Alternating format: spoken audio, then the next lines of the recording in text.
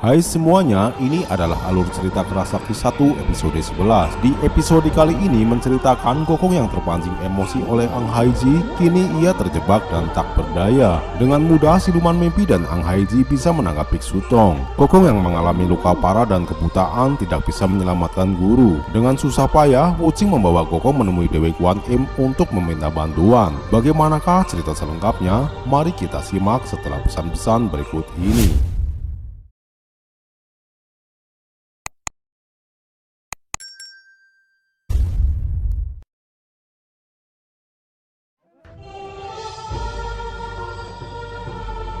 Karena dilarang oleh Guru Tong, kini Kokong termenung sedih karena tindakannya dianggap melanggar kodrat. Akan tetapi Kokong mencoba mematuhi guru. Di saat Kokong sedang mematuhi aturan guru, tiba-tiba Ang Haiji datang mengganggunya hingga membuat Kokong marah. Namun guru menyarankan kepada Kokong agar jangan melayani Ang Haiji karena dirasa ia hanya menjebak Kokong. Saat Guru Tong mengajak pulang, Kokong pun langsung patuh karena tidak ingin disebut melanggar kodrat. Namun lagi-lagi Ang Haiji terus mengganggunya menyirami air dari atas. Hal ini membuat Kokong emosi, akan tetapi guru selalu membujuknya agar tidak mudah terpancing emosi. Ang Haiji terus mengejek Kokong, namun emosi Kokong sudah tidak bisa ditahan lagi. Akhirnya Kokong mengejar Ang Haiji menuju gunung api yang masih berasap tebal. Sesampainya di dekat gunung, Ang Haiji mulai menyerang Kokong. Jebakan pun sudah disiapkan. Ang Haiji terkena pukulan Kokong dan jatuh ke mulut gunung dan teriak minta tolong. Karena tidak tega, akhirnya Kokong mencoba menolong Ang Haiji. Di samping itu, siluman mimpi ikut menggunakan sihirnya untuk mempertebal asap sehingga Kokong tidak bisa mengendalikan diri. Di saat itulah Ang Haiji menyemburkan api ke Kokong sehingga tidak dapat dihindari. Kokong pun terbakar dan terpental jauh hingga ke pemukiman warga. Namun saat itu tidak ada satupun warga yang berani memadamkan api di kakinya. Setelah api padam, Guru Tong datang menolongnya. Melihat Kokong tergeletak tak berdaya, guru menyuruh Patke untuk membawanya masuk ke dalam. Kemudian Wuching melihat Kokong siuman. Saat Kokong tersadar, ia sangat merasa kedinginan dan menjelaskan kejadiannya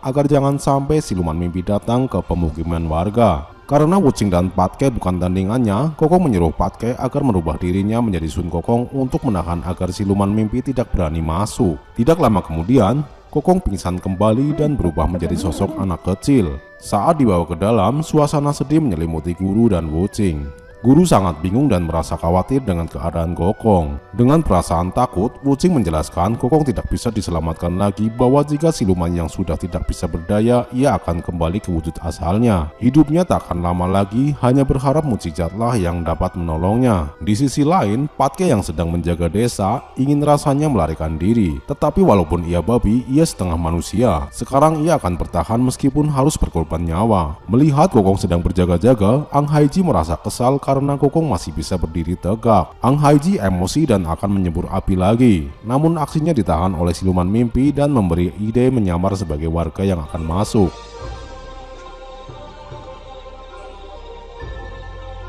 Saat mereka berdua masuk mendekati gerbang, Patke sama sekali tidak curiga. Bahkan dengan polosnya, Patke memberitahu dirinya adalah Patke yang sedang menyamar menjadi Kokong dan menceritakan bahwa Kokong yang asli sedang sekarat di dalam bersama guru. Mendengar hal itu, siluman mimpi dan Ang Haiji sangat merasa senang dan merubah dirinya ke wujud asal. Patke kaget melihat Ang Haiji dan siluman mimpi. Patke pun merubah ke wujud asalnya, lalu dengan sekuat tenaga Patke melawan mereka berdua. Saat disembur api oleh Ang Haiji, Patke langsung kabur. Saat Ang Haiji akan mengejar Patke, siluman mimpi menahannya karena tidak perlu lagi susah-susah dan tinggal menculik serta menyantap Biksu Tong.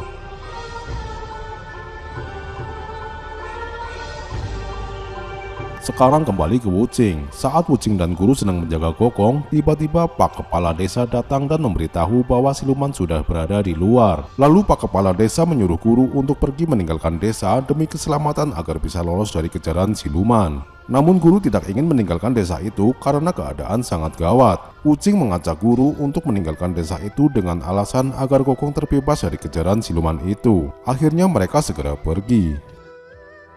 Di tengah perjalanan saat memasuki hutan, Wuching sangat khawatir karena bulu Kokong mulai rontok. Melihat hal itu, guru sangat sedih dan langsung menggendong Kokong kecil dan segera berdoa agar Kokong dapat diselamatkan. Demi menyelamatkan Kokong, untuk sebagai gantinya guru rela usianya diperpendek 20 tahun.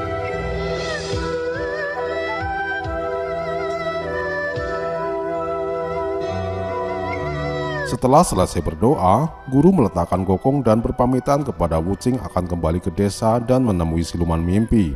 Karena cukup berbahaya, Wuching pun melarang. Tetapi karena Wuching sudah berjanji akan menjaga Gokong, Wuching tidak bisa melarang guru pergi ke desa.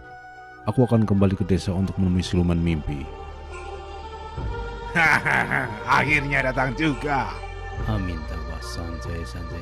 Dong Samsung menyerah untuk kami santap. Sebaiknya kalian bertobat. Dasar biksu sial. Lepaskan anak buahku. Guru, tolong kami guru.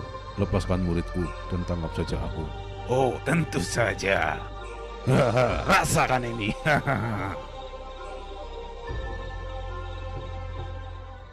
Beberapa saat setelah guru pergi, kondisi Gokong mulai membaik. Tidak disengaja guru meneteskan air mata ke wajah Gokong bagaikan mendapat mukjizat. Perlahan Gokong siuman kembali. Namun sayangnya setelah Gokong siuman, Gokong tidak bisa melihat. Wuching juga menjelaskan guru sedang kembali ke desa untuk berbicara dengan siluman mimpi. Khawatir dengan keadaan guru, akhirnya Gokong minta diantar Wuching untuk ke desa mencari guru. Sesampainya di desa, Gokong berteriak, tetapi tidak ada satupun yang menjawab karena desa sudah porak-poranda. Gokong menyuruh Wuching untuk menanyakan kepada penduduk, namun semua penduduk sudah tewas dibantai sehingga tercium bau anyir oleh Gokong. Tiba-tiba terdengar ada teriakan seorang wanita yang memohon agar keinginannya dikabulkan, yaitu ingin wajahnya mulus agar bisa mati dengan tenang. Dengan mudah Gokong menyanggupi hal itu. Tanpa reaksi apapun, Gokong mengatakan wanita itu sudah cantik. Akhirnya wanita itu mati dengan tenang. Tiba-tiba siluman kerbau dan istrinya datang. Dengan perasaan kaget, mereka menanyakan kejadian yang sebenarnya. Gokong memberitahu bahwa ini semua ulah Ang Haiji. Tetapi Putri Kipas tidak percaya anaknya sejahat itu. Tidak mau terjadi salah paham, akhirnya siluman kerbau dan istrinya segera pergi mencari Ang Haiji agar lebih jelas.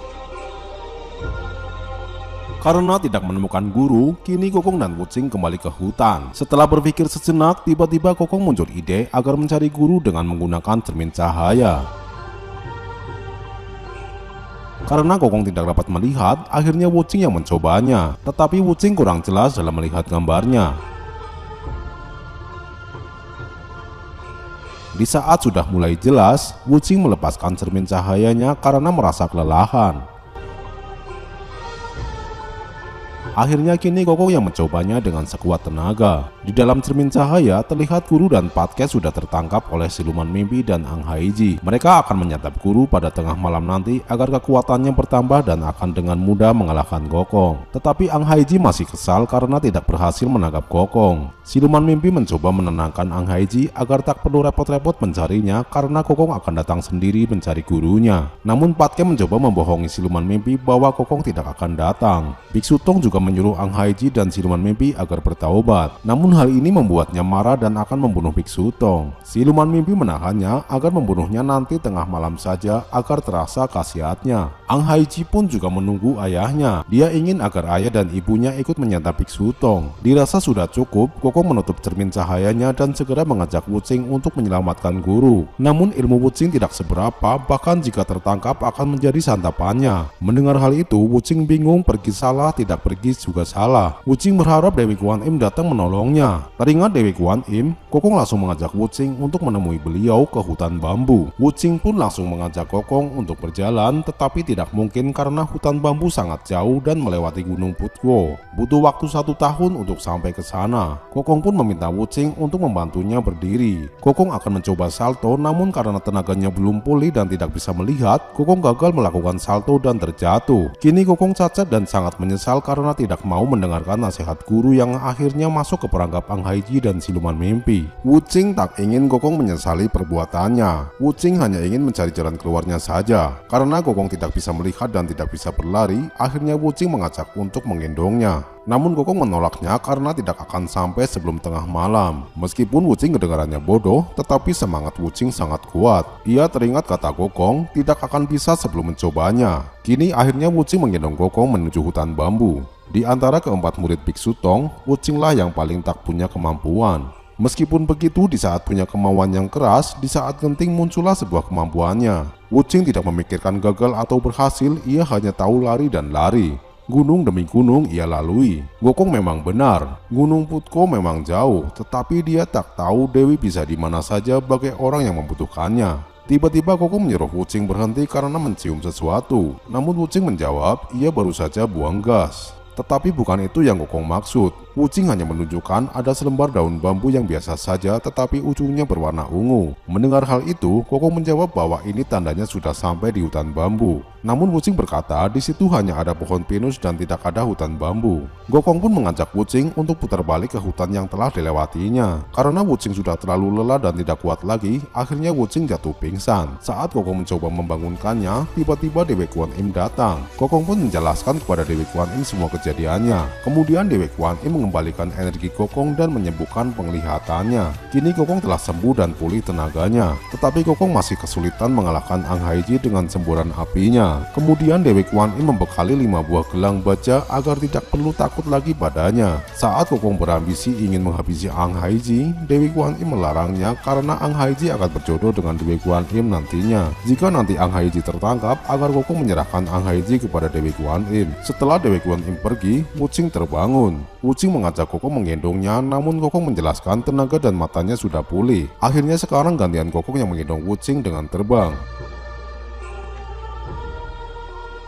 Di sisi lain, Ang Haiji yang sedang menunggu ayahnya dibuat kesal, tiba-tiba pengawalnya datang memberitahu bahwa pengawal tidak bisa menemukan ayah dan ibunya. Kini waktunya tiba siluman mimpi menyantap Biksu Tong. Tetapi Ang Haiji tidak setuju karena ayah dan ibunya belum sampai. Akhirnya Ang Haiji sendiri yang pergi mencari ayah dan ibunya. Sebelum pergi, Ang Haiji melarang pada siluman mimpi agar jangan menyantap Biksu Tong. Ia juga mengancam akan menyembur dengan api jika menyantapnya diam-diam. Setelah Ang Haiji pergi, siluman mimpi akan tetap memakan Biksu Tong karena jika dia sudah menyantap Biksu Tong, dia akan sakti dan bisa melawan Ang Haiji. Namun Patkai ikut menghambat siluman mimpi agar jangan memakan Biksu Tong sebelum Ang Haiji datang. Namun siluman mimpi tidak takut ancaman Ang Haiji karena setelah menyantap Biksu Tong, dia akan sakti dan akan sanggup melawan Ang Haiji. Di saat siluman mimpi akan menyantap Biksu Tong, tiba-tiba siluman kerbau datang dan menghajar siluman mimpi hingga semuanya kabur.